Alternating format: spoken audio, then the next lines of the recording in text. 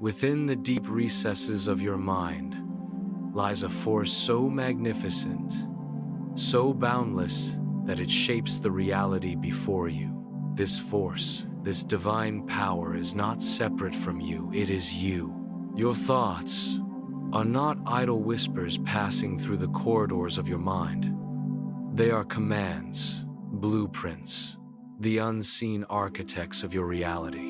What you hold in your consciousness with conviction must clothe itself in form. What you accept as true with feeling must take root in the very fabric of your world. If you would dare to assume the highest, to see yourself not as a beggar before the throne of life, but as the very creator of your experience, then you would know the power that has always been yours. And so I ask you now, what reality will you choose to create? You are the operant power. The world you see, the experiences you encounter, the circumstances that rise and fall before you, none of these exist outside of you. They are projections of your inner state, shadows cast by the light of your consciousness. There is no force shaping your life beyond your own imagination. When you truly grasp this, you will understand that the power of God is not something to be sought in the heavens or begged for in prayer. It is the breath within you, the awareness that perceives the imagination that gives life to every form. Most people live as though they are at the mercy of the world, believing that events happen to them rather than through them. They attribute their conditions to luck, to fate, to forces beyond their control, when in truth every experience is an echo of their own beliefs. If you look at your life now and find it lacking, if you feel trapped by limitations, it is not because the world has conspired against you. It is because, in the corridors of your mind, you have consented to this reality. You have assumed it, accepted it, and so it has become so. But here is the great revelation. What has been assumed can be altered. What has been imagined into existence can be reimagined into something far greater. You need not remain where you are. The key is not in struggle, not in desperate effort, but in the quiet mastery of your consciousness. Your only task is to assume with unwavering certainty that you already are the person you wish to be. The moment you do, reality must bend to your assumption. Doubt not this truth, for you have already experienced a glimmer of this reality in the deepest recesses of your subconscious mind. Those who dwell in lack continue to experience scarcity, while those who walk with confidence find doors opening before them. This is no coincidence. It is the law of attraction. The law is, you attract what you are, not what you want. That which you believe with feeling must externalize itself in the world. The true test of faith is not the belief in the seen, it's the acceptance of the unseen. You have been given many great gifts: the power of assumption, the power to imagine, the power to feel as if, the power to embody a state of your wish fulfilled before the evidence appears. This is the divine process of creation. You need not beg or plead for change. You need only dwell in the certainty that what you seek is already yours. When you close your eyes and see yourself as abundant, when you feel within yourself the confidence of one who is already successful, already loved, already fulfilled, then and only then will the world reflect this truth back to you. If you persist in imagining yourself in possession of that which you desire, you will find the outer world reshaping itself in ways you could never have foreseen. Do not concern yourself with the how. That is not your concern. Your task is only to hold the assumption to feel it so deeply that it becomes more real to you than your current circumstances. When you embody the state of your wish fulfilled, the means of its manifestation will unfold effortlessly. Opportunities will arise. Ideas will come, people and circumstances will shift, all in response to your inner transformation. There is nothing in your present life that has not first been created within a deep reflection of your inner self. Look at the patterns of your thoughts, the old man in the dark corridors of your mind, and you will discover the script you have been unknowingly rehearsing throughout all the days of your life. If your days are filled with struggle, ask yourself, what beliefs do I hold that make these struggles repeat? If love eludes you, question, what assumptions have I held about myself and others that repel the very thing I seek? The moment you change your concept of self, the world must bend to your newly awakened frequency. It has no choice. The secret is to live from the end, to assume the feeling of the wish fulfilled, to walk, speak, and think as though you are already in possession of that which you desire. This is not pretense. It is the law of consciousness. Whatever state you assume with conviction must externalize itself in due time. The great error of man is believing that he must first see before he will believe. But the truth is the opposite. You must first believe wholeheartedly and without doubt before you will see. Those who have mastered this truth move through life with an ease unknown to others. They do not struggle, for they understand that reality is but a reflection of the inner workings. They need not fight against circumstances, for they know circumstances are merely the outward manifestation of a state of consciousness. They do not complain. They do not entertain the thought of lack, for they know to do so would only perpetuate that state of being. Instead, they assume the best, and the best unfolds before them. And so I ask you now, what are you choosing to assume? What reality are you giving life to in the silence of your mind? If you desire wealth, imagine a state of abundance in the now, or are you thinking of it as something distant future?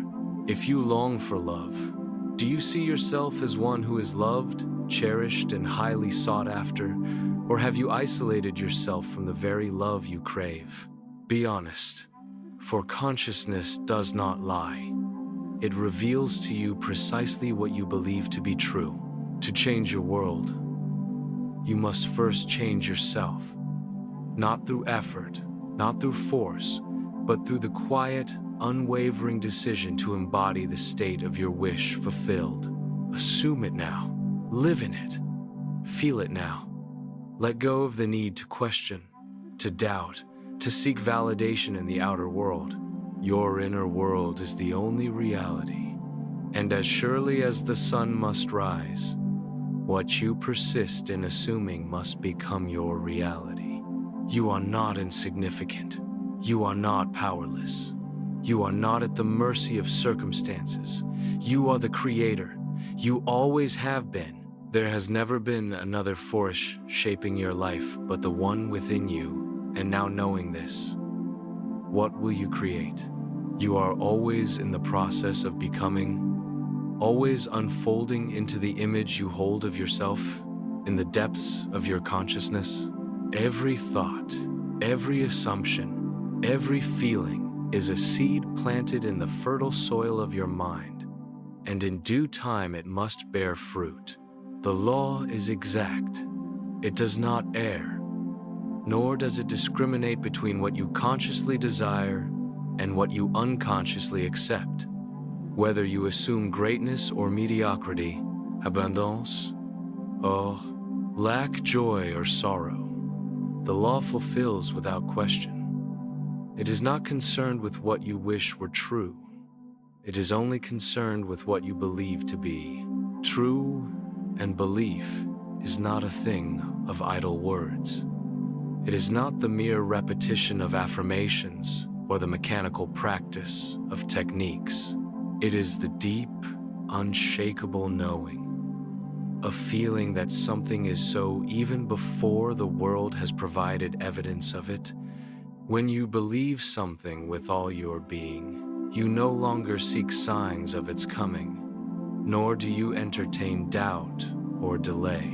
You move in the confidence that what you have imagined is already yours. You speak, think, and act as one who knows, not one who hopes. And herein lies the challenge. Most live in constant contradiction. They say they desire wealth, but continue to live in the feeling of lack. They pray for love, but remain in the vibration of loneliness. They wish for success, but hold themselves in the state of failure. And so their lives become a continuous cycle of struggle, not because they are incapable of change, but because they have not disciplined their minds to remain faithful to the unseen reality they wish to bring forth. The world is a mirror reflecting back to you not your spoken words, but your dominant state of being. You need only look around to see the evidence of the assumptions you have habitually entertained. If life has seemed cruel, if obstacles appear insurmountable, if happiness feels fleeting, it is only because you have unconsciously accepted these conditions as true. You may say you long for ease and joy, but your internal dialogue and the quiet moments of reflection are filled with worry, doubt, and fear. Then you are merely reinforcing the precinct, the very reality you seek to escape. But there is no permanence to this current state of being. There is no bondage chaining to this reality, but that which you accept at any moment. You may step into a new state, and the world must bend to your will, not by force, not by external struggle, but by the simple, quiet act of assuming a new reality. Assume it now as though it is true. Do not wait for the evidence, for evidence always follows assumption. It never precedes it. The world cannot give you what you have not first gifted to yourself in consciousness. You need not know how the transformation will occur. The how is not your concern. This is the work of divine intelligence, a higher order that conducts the orchestra and maneuvers all things into being. Your only responsibility is to hold fast to the state desired, to persist in the feeling of the wish fulfilled, and to trust that all things will rearrange themselves accordingly. And they will, for they must. The moment you take possession of a new concept of yourself, the world has no choice but to conform. But persistence is key. Many falter not because the law has failed them, but because they have failed to remain faithful to their assumption. They plant the seed but dig it up each day in search of signs. They step into the new state only to slip back into the old at the first sign of difficulty, and so they remain trapped between two worlds, never fully leaving one, nor fully entering the other. Do not let this be your story. Assume boldly, without hesitation, without concern for appearances. If you desire health, do not wait for symptoms to change. Assume now that you are whole, vibrant, and strong. If you seek success, do not look to your present conditions for proof. Move as one who already possesses the confidence, opportunities, the wealth you desire. If you wish for love, do not dwell in loneliness. Carry yourself as one who is already deeply cherished, already chosen, fulfilled. For what you hold fast in your imagination shall become your reality. This is not some fleeting daydream. It is the very power by which all things are created. It is the divine faculty through which the unseen becomes seen, the intangible made tangible when you close your eyes and enter the realm of imagination. You are not delusional, trying to escape your reality. You are reshaping your very being. Every time you assume a new state with feeling, you are impressing it upon the subconscious mind, and the subconscious, being no respecter of persons, must bring forth. Many have sought to explain this power in scientific terms, in philosophies of mind and matter, in theories of attraction and vibration. But the truth is simple. Consciousness creates reality.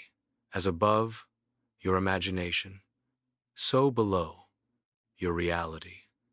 What you are within, so shall it be without. Your only limitation are the limitations you impose upon yourself.